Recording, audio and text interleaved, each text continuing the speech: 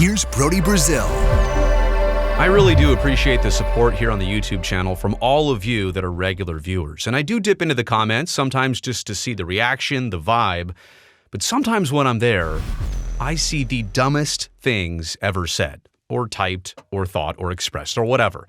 But there are some common sentiments that I keep seeing over and over, and I realize, you know what, now is finally the chance to make a video on this and respond, almost like a catch-all response, because when I inevitably see this over and over again, I'm now just going to put a link to this video and say, well, I touched on it back here. I don't even have the time to respond to this same thing again. Here's some of the dumbest things I've heard throughout this A's potential relocation process to Las Vegas. Number one, and in no particular order here, Oakland fans should have shown up. It's the fans' fault that the team never had the support or the attendance that they needed to generate the revenue. It's the fans' fault. We're blaming the fans first. Okay, let's respond to that by looking at just the team and the turnovers in recent years. And just the moment things start to go well and they start to get successful and it doesn't sustain more than 1 year, the team gets flipped.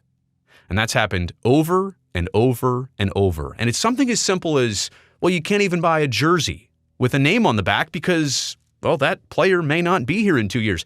That's all of this at the most basic level. And it's true, but that's not the real depth of this. The Oakland A's are the only team across Major League Baseball that have never offered up or never awarded a $100 million player contract. I guess I can't say offered, but they've never handed out a $100 million player contract. Now, that could be for a free agent that they're trying to bring in, add to the team, acquire, make themselves better, or in most cases, $100 million is a contract you would hand out as a reward to somebody you absolutely want to keep. A Yoenis Cespedes, a Josh Donaldson, a Matt Chapman, a Matt Olson, a Marcus Semien, a Sean Murphy. I could go on and on. So they've never handed out a $100 million player contract. They're the only team in baseball. Let me repeat that. The only team in baseball that's never had a $100 million player contract.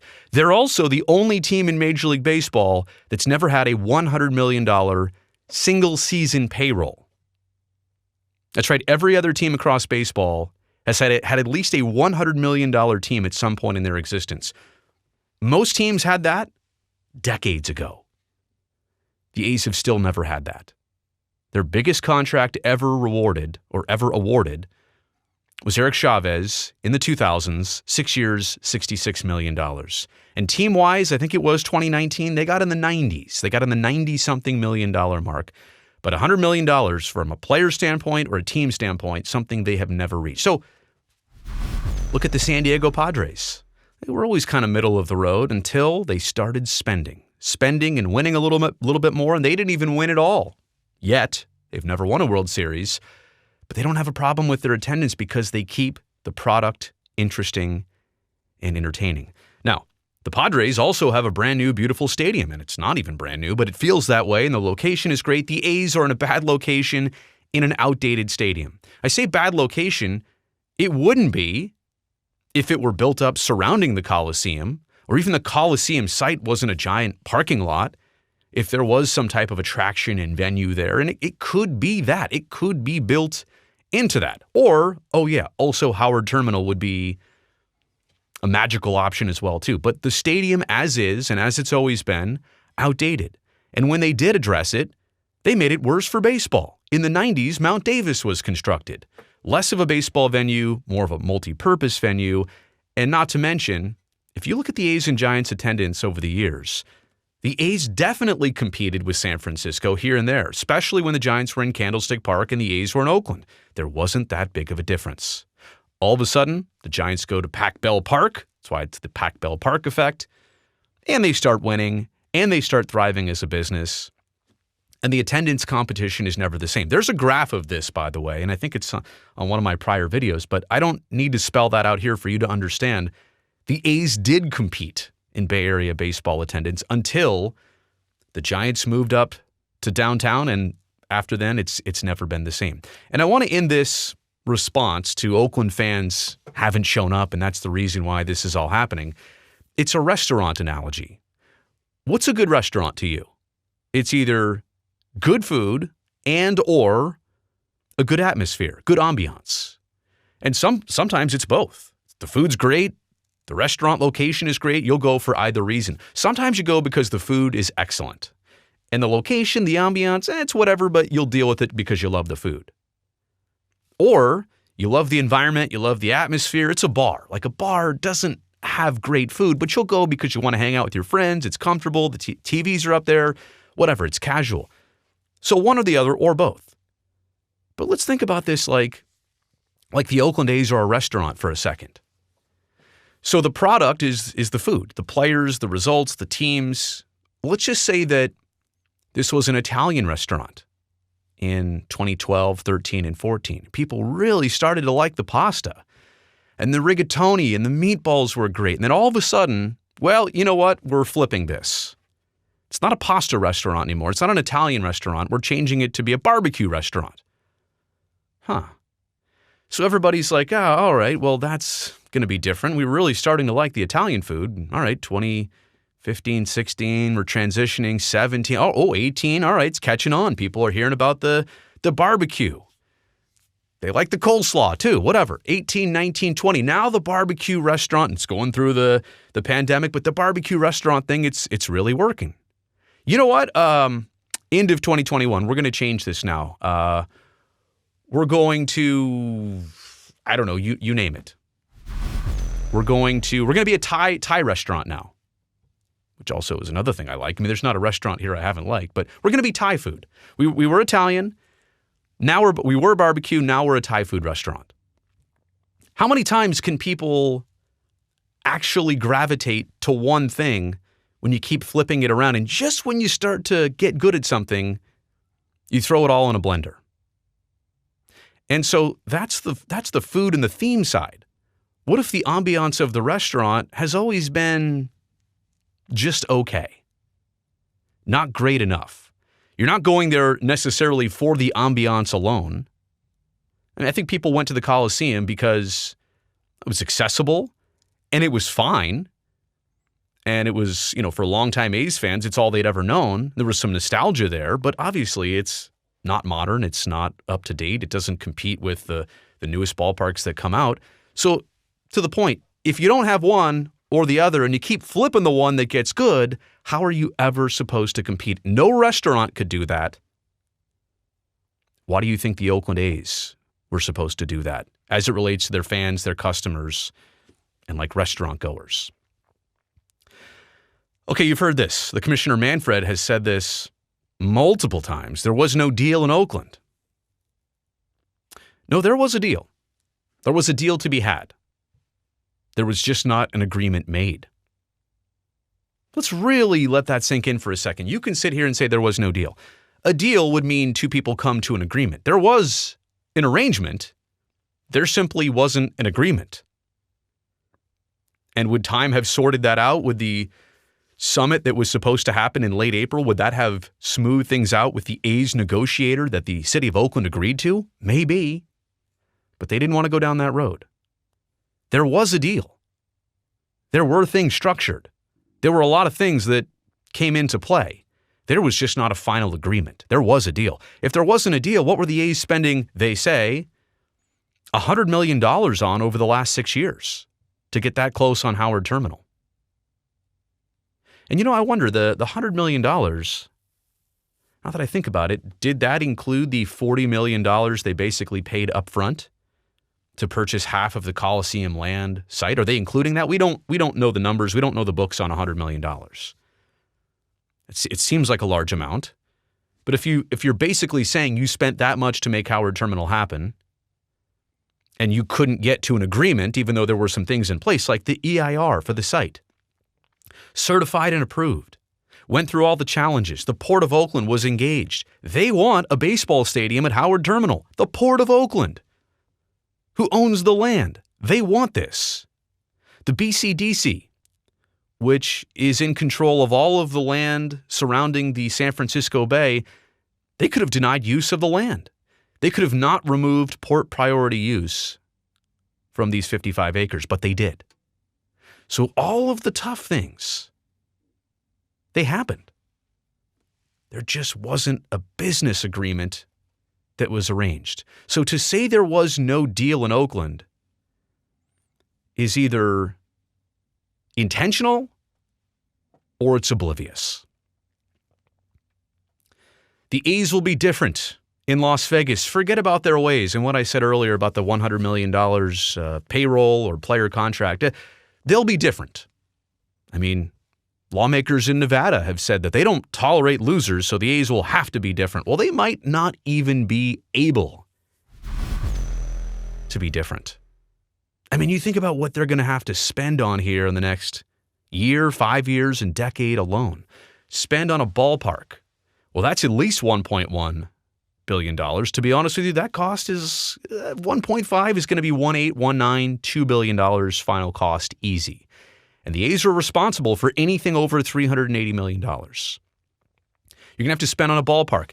If you're going to get to that league average of player salary, I mean, they're at about $60 million after last season. The league average last year was $160 million. So extrapolate, do a little math here. $100 million of added payroll every year for the next decade. That's a built-in $1 billion for also the next decade, and that's just to get you to the league average payroll. Not top 10, not top 5. That's league average payroll, $1 billion, because they haven't been spending on players up to now. They also have to pay $45 million in the next 6 months to pay off the Coliseum land, which doesn't sound like a lot based on the other figures I've just given you, but $45 million is almost an entire team payroll for them in any of the last several seasons. So to say that they'll be different when they get to Las Vegas, it's a nice thought. It's a nice ask. I don't even know if that's possible. I mean, what's their status on revenue sharing? Are they forever going to benefit from the collective benefit tax? I don't know what the plan is here. But as long as they're doing that, they're not different. And I don't know how different they can even possibly be in Las Vegas. The A's were rooted in Philadelphia and Kansas City first, so hey, Oakland fans, you stole the team from somewhere else. You shouldn't be so upset about this potential departure. That's pretty insensitive, to be quite honest with you. Plenty of teams migrated west during the jet set era. The Giants and Dodgers came out west together, and plenty of sports and plenty of teams, they moved out west because the concentration of pro sports teams in the early 1900s was all out east. You needed trains to get from city to city and game to game. But when airplanes existed and a bunch of people moved west, it only made sense that the sports teams followed. And if you don't understand that, I don't know how to help you. Kansas City, by the way, first off, Philadelphia already had a team. And by the way, people will say, well, the Bay Area still has the Giants, and that is true. But baseball has always declared San Francisco and Oakland two separate markets. Philadelphia was, and still is, one single market that had two teams. A's moved to Kansas City. When the A's departed Kansas City, literally the year later, they got the Royals. And it was partially because there was a stadium project brewing. Kauffman Stadium was about to be a thing. They built a separate football and baseball stadium at that Truman Sports Complex. Okay, Major League Baseball said, here you go. Kind of like Oakland right now. They say they've got two sites, Coliseum and Howard Terminal. Why wouldn't baseball award expansion again, just like they did with Kansas City? So the Royals got their, Kansas City got the Royals, which replaced the A's, their team. And the A's, by the way, I mean, to be clear, they've spent more years now in Oakland than they ever did in the first half of the 1900s in Philadelphia. That happened, 2 years ago? That they'd now spent more time in Oakland than Philly. And I'm not sure that there was ever a rooted in Philly slogan, a rooted in Kansas City slogan. It's kind of less about where they were before this. It's kind of about how the team attached itself literally with a slogan to the A's a couple years ago. And maybe did not exhaust every effort before abandoning the city and now ultimately the slogan.